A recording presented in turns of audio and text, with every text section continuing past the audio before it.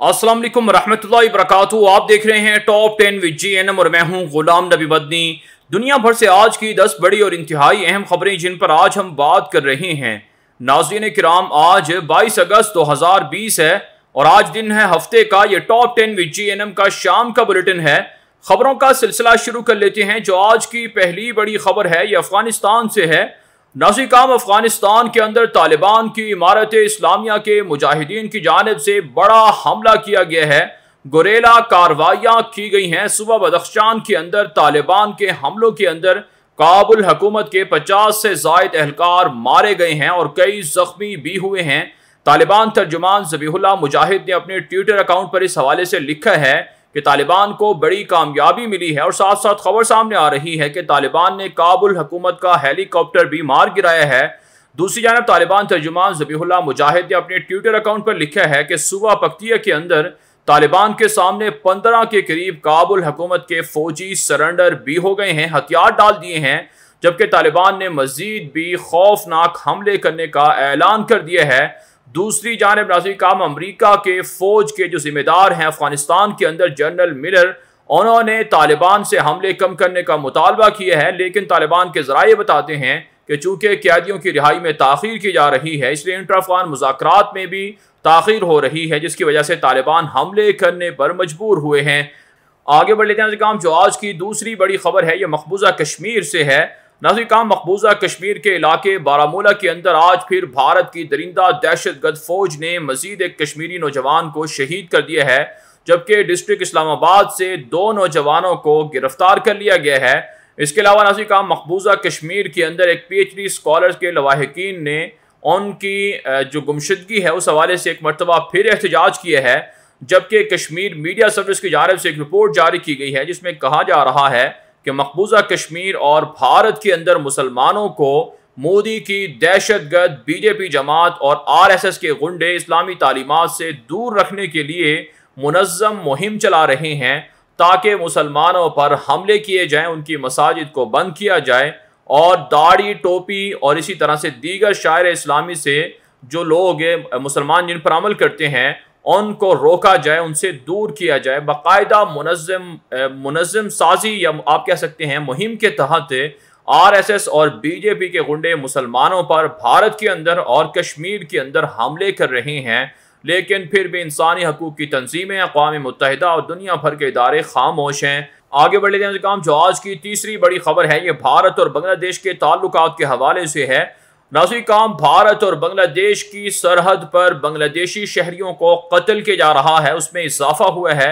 रवां साल अब तक के 6 माह के अंदर दर्जनों बांग्लादेशी शहरियों को भारत की सिक्योरिटी बॉर्डर की जो फौज होती है उसने कत्ल कर दिया है।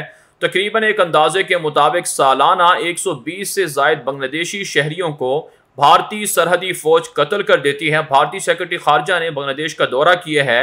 इस हवाले से बांग्लादेशी हुकाम ने भारत से सख्त तरीन एहतजाज किया है।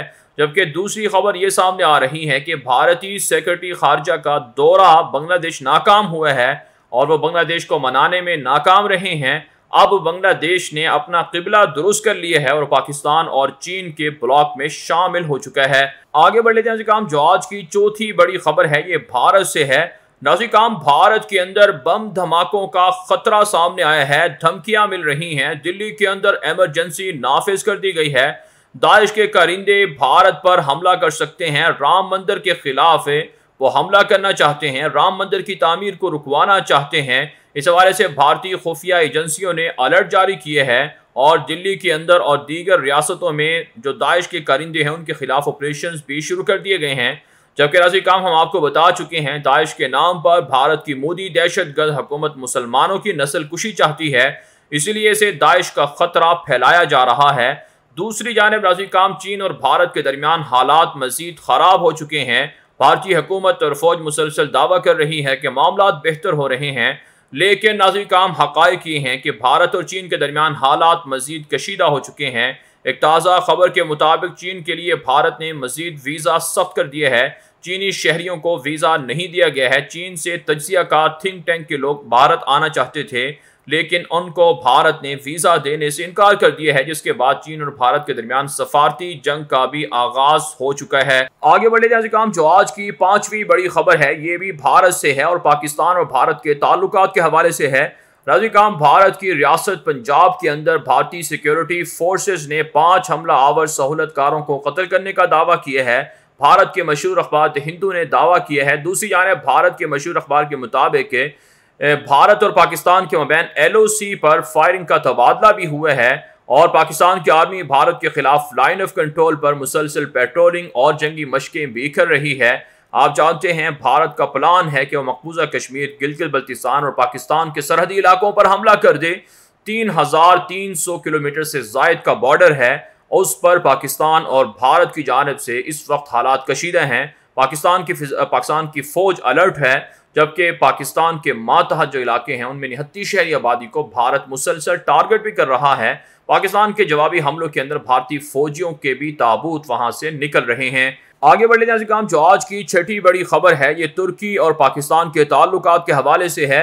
नाज़रीन, तुर्की में गैस के जो नए ज़खायर मिले हैं, इस पर पाकिस्तान ने तुर्की को मुबारकबाद दी है। पाकिस्तान के सदर डॉक्टर आरिफ अलवी ने तुर्क सदर रजब तैयब एर्दोगान के नाम पैगाम मुबारकबाद का जारी किया है, जिसमें पाकिस्तान की जानिब से तुर्की की आवाम के लिए नेक ख्वाहिशात का इजहार किया गया है और पाकिस्तान में भी तुर्की के अंदर जो गैस का एक बड़ा ज़ख़ीरा दरियाफ्त हुआ है उस पर जोशो खरोश पाया जा रहा है और तुर्क कौम को मुबारकबाद दी जा रही है।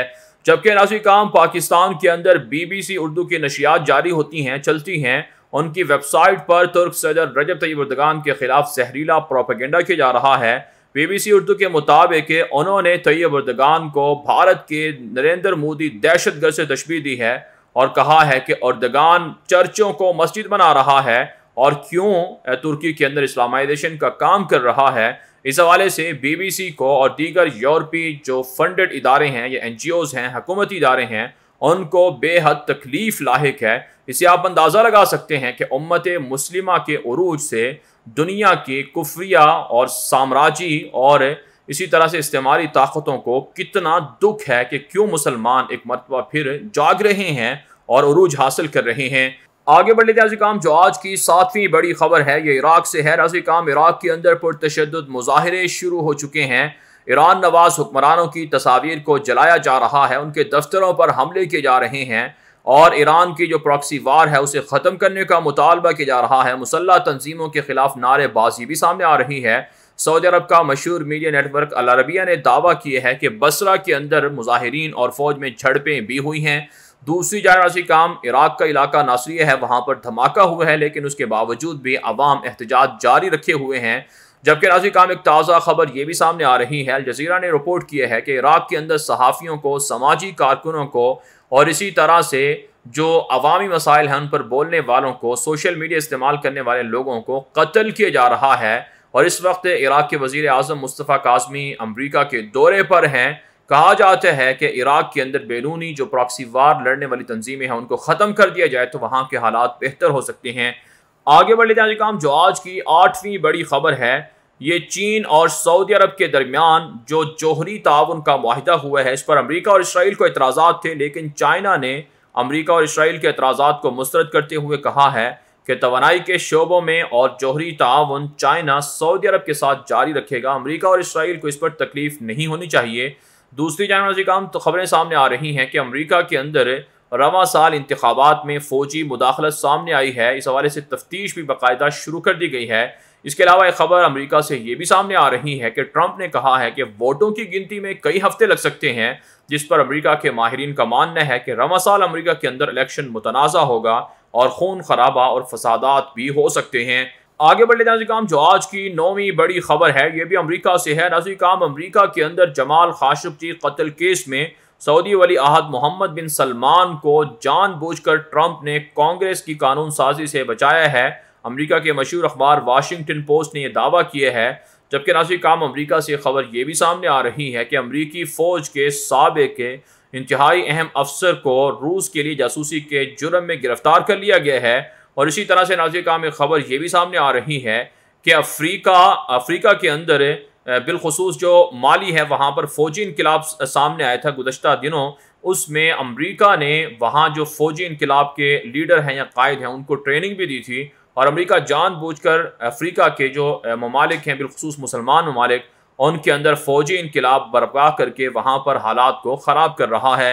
आगे बढ़ लेते हैं काम, जो आज की 10वीं बड़ी खबर है ये रूस से, और नाज़रीन काम आलमी इदारा सेहत की जानिब से एक ताज़ा खबर सामने आई है। इसमें कहा गया है कि कोरोना वायरस आइंदा 2 साल तक दुनिया के अंदर रह सकता है और दुनिया के मुख्तलिफ मालिक को इससे ख़तरात लाहिक हो सकते हैं। हालांकि नाज़रीन काम दुनिया के मुख्तलिफ लोगों का मानना है कि यह मन घड़त एक साजिश है और जानबूझकर मुसलमान मुल्कों पर, या आप कह सकते हैं दुनिया को बंद करके, खुफिया ताकतें अपने खुफिया मकासद को हासिल कर रही हैं। इसके अलावा नाज़रीन काम रूस से खबर सामने आ रही है कि प्यूटन जो मुखालिफिन हैं उनको कत्ल करने का सिलसिला जारी है। प्यूटन के इंतहाई सख्त मुखालिफ और नाकिद थे, उनको जहर दिया गया है, जिसके बाद वो कोमा में चले गए हैं और उनको जर्मनी मुंतकिल किया गया है इलाज की गर्ज से। जबकि प्यूटन की मुखालफत में एहतजाज भी और मुजाहरे भी जारी हैं। वहाँ पर भी मीडिया को कंट्रोल किया जाता है और हालात को बाहर और ख़बरों को बाहर नहीं आने दिया जाता। आप जानते हैं रूस के जो मौजूदा सदर प्यूटन हैं उनकी जानिब से शाम के अंदर, लीबिया के अंदर निहत्ते मुसलमानों का कत्लेआम भी किया जा रहा है। बहरहाल नाज़रीन काम दुनिया भर से थी आज की 10 बड़ी खबरें। इन खबरों के हवाले से आपकी क्या राय है, अपनी राय कमेंट के जरिए से ज़रूर हम तक पहुँचाएँ। मज़ीद खबरों के लिए आप हमारे ट्विटर अकाउंट सुनिए मेरे आगे और गुलाम नबी मदनी फॉलो कर सकते हैं। आज के लिए इतना ही, इजाज़त दीजिए। अल्लाह हाफिज़।